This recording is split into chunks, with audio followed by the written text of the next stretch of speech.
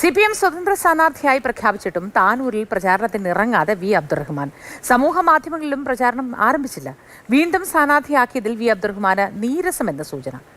അരുൺ അമൃതനാഥ് ചേർന്നു വിശദാംശങ്ങളുമായി. Good morning Arun.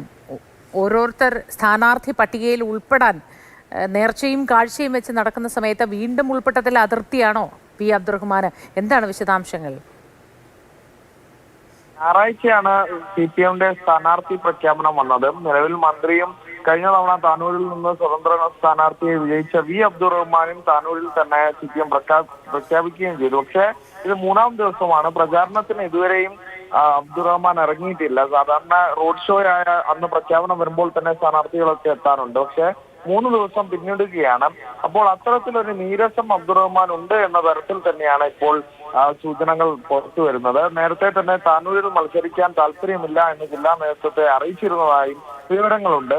ആ ഘട്ടത്തിൽ കൂടിയാണ് ഇത്തരത്തിൽ പ്രചാരണത്തിനിറങ്ങുന്നത്. ഇനി എന്തായിരിക്കും വി അബ്ദുറഹ്മാന്റെ നീക്കം എന്നുള്ളത് തന്നെയാണ് അത്തരത്തിൽ ആകാംക്ഷ ഉണ്ടാക്കുന്നത്. പ്രചാരണത്തിലേക്ക് ഇറങ്ങുമോ, അല്ലെങ്കിൽ മറ്റെന്തെങ്കിലും ഒരു നീക്കത്തിന് പാർട്ടിയുമായി ഒരു ചർച്ചയ്ക്ക് അബ്ദുറഹ്മാൻ തയ്യാറാകുമോ എന്നുൾപ്പെടെയുള്ളതിലേക്ക് കാര്യങ്ങൾ എത്തി നിൽക്കുന്നു എന്നുള്ളത് തന്നെയാണ്.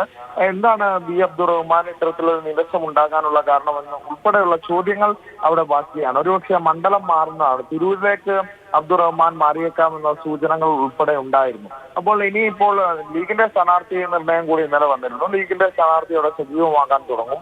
അപ്പോൾ CPM ഇത്തരത്തിൽ പ്രചാരണത്തിൽ CPM പ്രഖ്യാപിച്ച സ്ഥാനാർത്ഥി ഇത്തരത്തിൽ പ്രചാരണത്തിൽ വിട്ടുനിൽക്കുന്നത് എങ്ങനെയായാലും മണ്ഡലത്തിൽ ദോഷം ചെയ്യുമെന്നുള്ളത് കൂടിയാണ്. അത് സജീവ ചർച്ചയായി കൂടി മണ്ഡലത്തിൽ വരുമെന്നുള്ളത് കൂടിയാണ്. അവിടെയാണ് വി അബ്ദുറഹ്മാൻ ഇങ്ങനെ വിട്ടുനിൽക്കുന്നത്. എന്താണ് ഇത്തരത്തിലൊരു നീരസത്തിന് കാരണമെന്നുള്ള ചോദ്യം അവിടെ ബാക്കിയാകുമ്പോഴാണ് ഇനി എന്താണ് മുന്നോട്ടുള്ള അബ്ദുറഹ്മാന്റെ നീക്കം എന്ന് കൂടെ അറിയേണ്ടതും കൂടിയുണ്ട്.